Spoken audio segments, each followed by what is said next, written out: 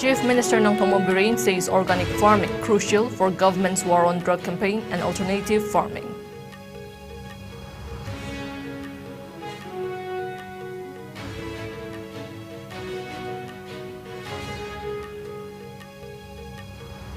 Athlete Laishram Surendra Kumar of Manipur wins 4th edition of India Backyard Ultra Last Man Standing event at Aravali in Gurgaon.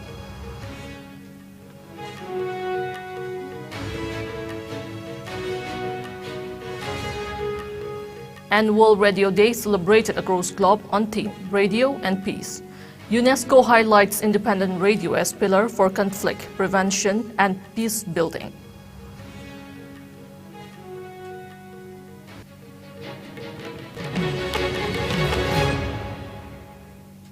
Hello, you are watching IS English News. Before we begin, IS News would like to remind our viewers to practice physical distancing, hand hygiene, wear masks, protect yourself and get vaccinated to ward off COVID-19. I am JESSIA OINAM giving you the news in detail. Chief Minister Nongthombam Biren appreciated the Manipur team which embarked on a 10-day organic farming tour in Gangtok in Sikkim. They were received at Manchubuki Garrison today.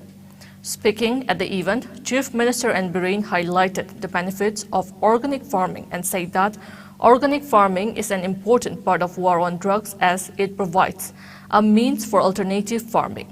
He lauded the participants of the tour and stated that they will help promote organic farming in the state and also educate the public about its benefits. Biren also commended Assam Rifles for making efforts in promoting organic farming in border areas. He further expressed immense gratitude to government of Sikkim for providing opportunity to farmers from Manipur to learn various aspects of organic farming. He asserted that the state government has been relentlessly conducting war on drugs campaign across the state, adding that several poppy fields in the hill districts of Kangpokpi, Churachandpur, Kamjong, and Technopole have been destroyed and several arrests have been made in drug-related cases. Biren maintained that war on drugs campaign is not against the hill people, but to save the youth from drugs. He noted the increasing number of widows and orphanage, especially in the hill areas of the state, and attributed it to drug abuse. He urged people to extend their support and cooperation in curbing drug menace in the state. Assam Rifles officials were also present on the occasion. The tour, held as part of Operation Sadvabna 2022-23, was flagged off from Sajik Tampak on February 4 under the aegis of Headquarter IGR South. The principal objective of the tour was to enlighten the young farmers of myriad options of organic farming. A total of 20 farmers, including 7 women from Kana Valley, Chandel district, participated in the tour. During their maiden visit to Sikkim, they were given resourceful insight into chemical-free organic farming techniques, ways of soil testing towards controlling pests, harvesting techniques, and exposure to the emerging markets for organic products, among others. A series of presentations and field visits to various organic farms were also organized by Agriculture and Horticulture Department of Sikkim. They also interacted with Governor of Sikkim, Ganga Prasad Chaurasia, as part of the tour at Gangtok on February 9.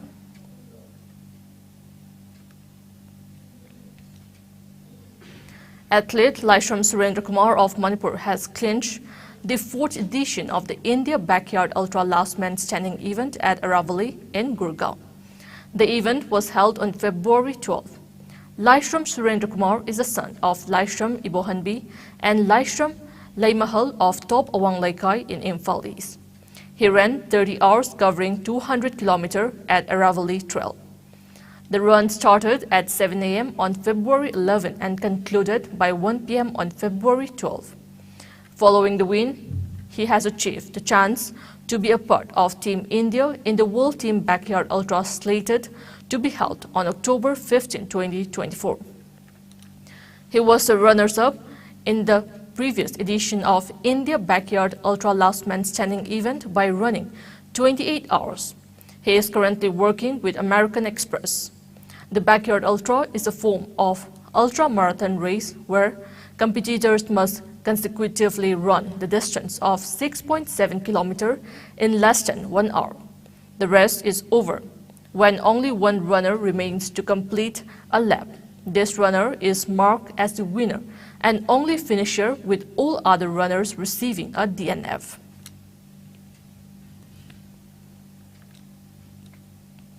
World Radio Day is celebrated across the globe today. This year, the theme of World Radio Day is Radio and Peace. World Radio Day was proclaimed by the member states of United Nations Educational, Scientific and Cultural Organization UNESCO in 2011 and later adopted by the United Nations General Assembly in 2012 as an international day. On the occasion of World Radio Day 2023, UNESCO highlighted independent radio as a pillar for conflict prevention and peace building.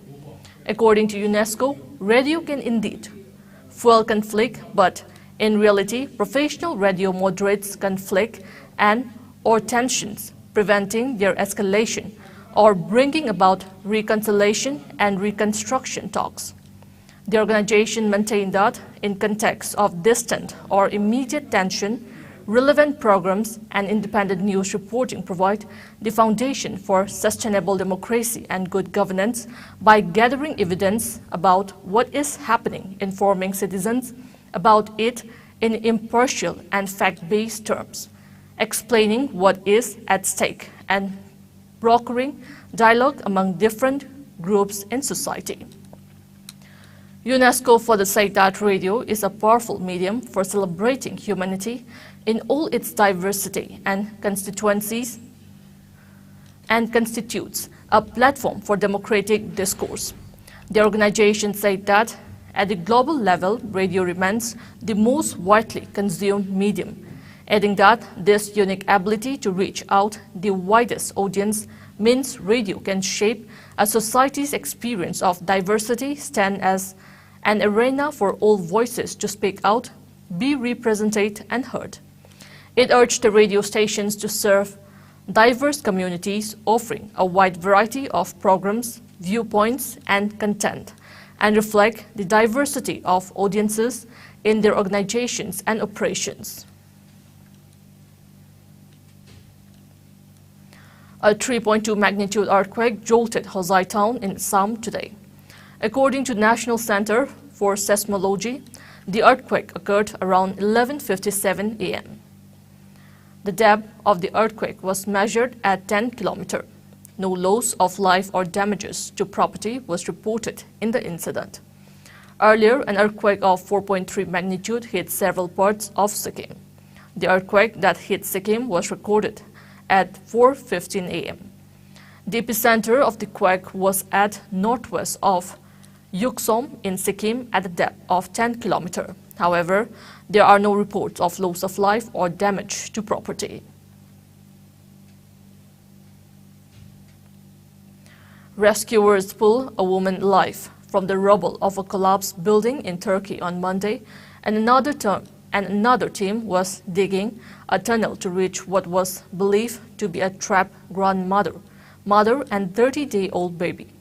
A week after a major earthquake struck Turkey and Syria, the toll of death rose to nearly 36,000 and looks set to keep increasing as hopes for finding any more survivors faded.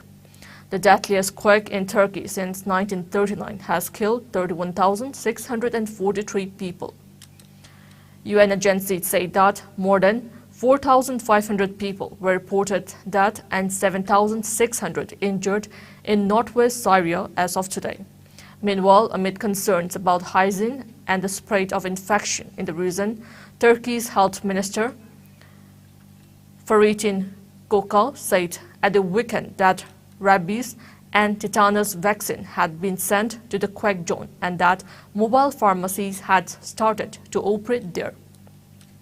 While Turkey's President Tayyip Erdogan said the government will deal firmly with looters as he faces questions over his response to the earthquake ahead of an election schedule for June that is expected to be the toughest of his 2 decades in power.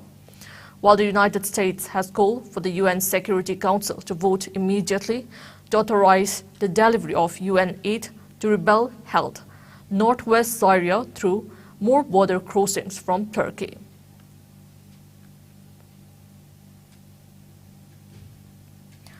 The Proscribed Alliance for Socialist Unity ASUK, a conglomerate of proscribed outfit, KYKL and KCP, has condoled the untimely demise of former president of Proscribed Revolutionary People's Front (RPF), Irengbam Chauren, who passed away on February 10. Press release from the outfit's publicity committee chairman extolled Chauren for his immense roles and invaluable sacrifices for the welfare of the people and a united Manipur. He said that Chauren's demise will be an irreparable loss to the revolutionary movement in the state, and we see.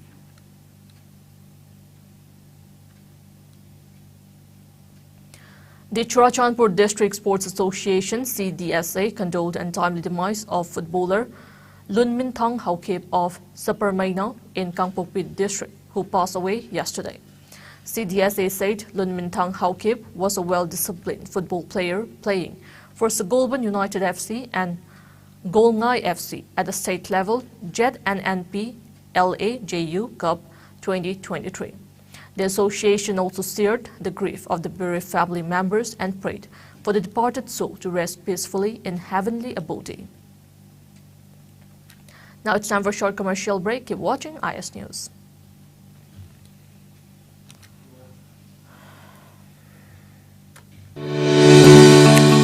Go Aviator Academy, Mapung Fana Aviation Tamnanabagi Mafam. Experience Lairaba Singna Takpi Tambiri.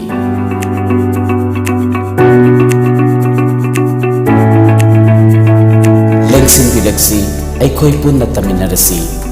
Cabin crew amadi ground staff ki Mangnanbu, Mapung Fahana Nabagi Damag, same Saraba course.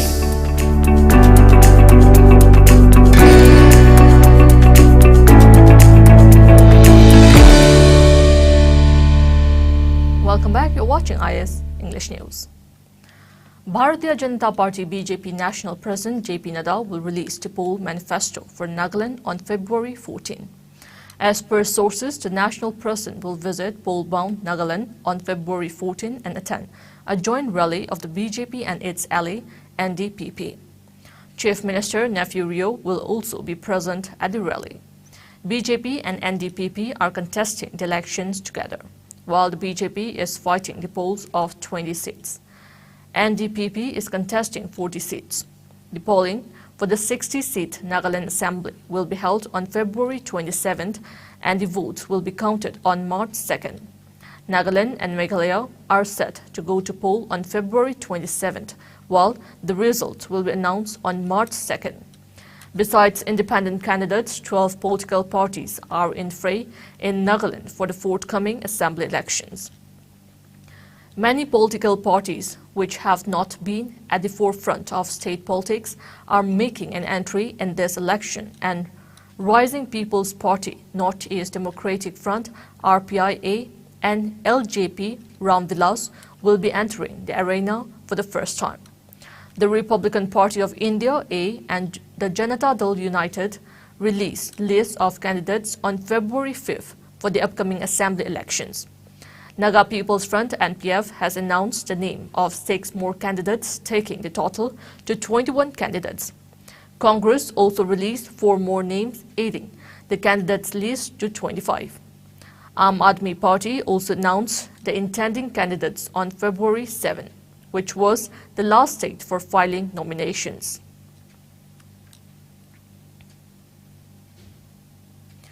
The Rajya Sabha has been adjourned till March 13th after a recess of 1 month. On the last day of the first part of the budget session of the Parliament, the House witnessed protests by opposition members over expunging the remarks of Leader of Opposition Mallikarjun Kharge, Adani Group issues and other matters. When the House met this morning, Chairman Jagdeep Dhankar disallowed adjournment notices moved by Aam Aadmi Party and BRS members. Kharge raised the issue of expunging his remarks made on the motion of thanks to President Draupadi Murmu's address to both the houses. Chairman rejected Kagre's allegation that the chair is working under any pressure. He also justified the action against Congress MP Rajni Patel for filming a video of the proceeding in the House. Later, members from Congress, AAP, and other opposition members trooped into the well, raising slogans over expunging the remarks as well as their demand for a joint parliamentary committee probe into the Adani Group issues. The chairman expressed displeasure over what he called deliberate disruption of the House. He said precious time has been lost, adding that people are observing the conduct of the members. He repeatedly urged the protesting members to allow the House to take up scheduled businesses, but they did not pay heed. Later, Jagdeep Dhankar adjourned the House till March 13, when the second part of the budget session is scheduled to convene.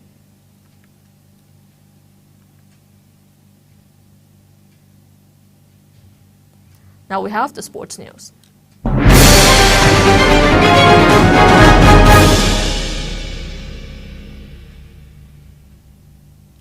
Association of Oral and Maxillofacial Surgeons of India Manipur chapter organized a walkathon today on the theme Saving Lives, Saving Faces. The public awareness initiative on wearing helmets and seat belts was to popularize the role of oral and maxillofacial surgeon for the treatment of maxillofacial injuries. The program was attended by MLA Thangjam Arun Kumar and Dr. Praveen Reddy, Principal, Dental College Rims Imphal and Doctors of Dental College Rims Imphal. The walkathon was flagged off from Kangla Western Gate and culminated at Konumamang Traffic Island. During the program, MLA Thangjam Arun Kumar stressed on the need of such awareness program, saying the people of Manipur neglect the importance of wearing helmets and seat belts. He further appealed to the people to take responsibility of their safety and to help prevent maxillofacial injuries. In the Women's Cricket T20 World Cup, Young India wicketkeeper Richa Ghosh provided the fireworks in the 18th over as the Harmanpreet Kaur-led side defeated arch-rival Pakistan by 7 wickets in their opening Group B match of the Women's T20 World Cup at Newlands, Cape Town, South Africa. Chasing the target of 150 runs, India made 151 runs for the loss of 3 wickets in 19 overs. Jemima top scored with unbeaten 53 runs for the winners. Safali Verma with 33 runs and Richa Ghosh with unbeaten 31 were the other scorers. For Pakistan, Nashra Sandhu picked up 2 wickets while Sadia Iqbal took 1 wicket. Earlier, Pakistan won the toss, decided to bat and scored 149 for 4 in stipulated 20 overs. Captain Bishma Maroof hit 68 runs not out, while Ayesha Naseem scored 43 runs. From Indian side, Radha Yadav took 2 wickets, Dipti Sharma and Pooja took 1 wicket each.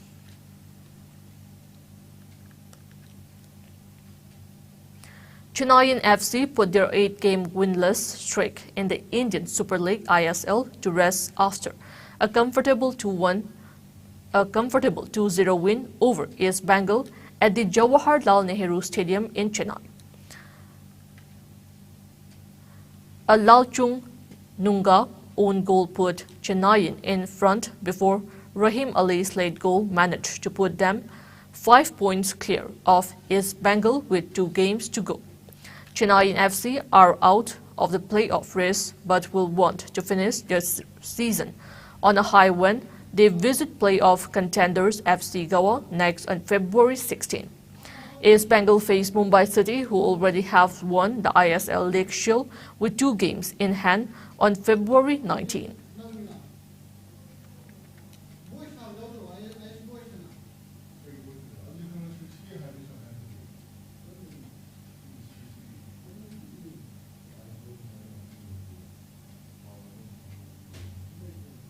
Before we end, let's take a look at the headlines once again.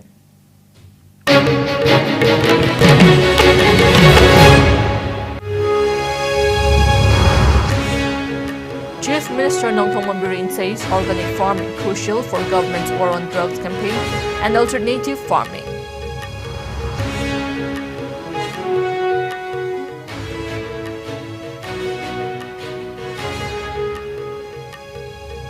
Athlete Laishram Surendra Kumar of Manipur wins 4th edition of India Backyard Ultra Last Man Standing event at Aravali in Gurgaon.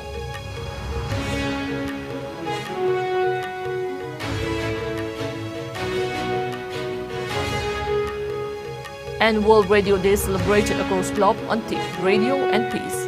UNESCO highlights independent radio as pillar for conflict prevention and peace building.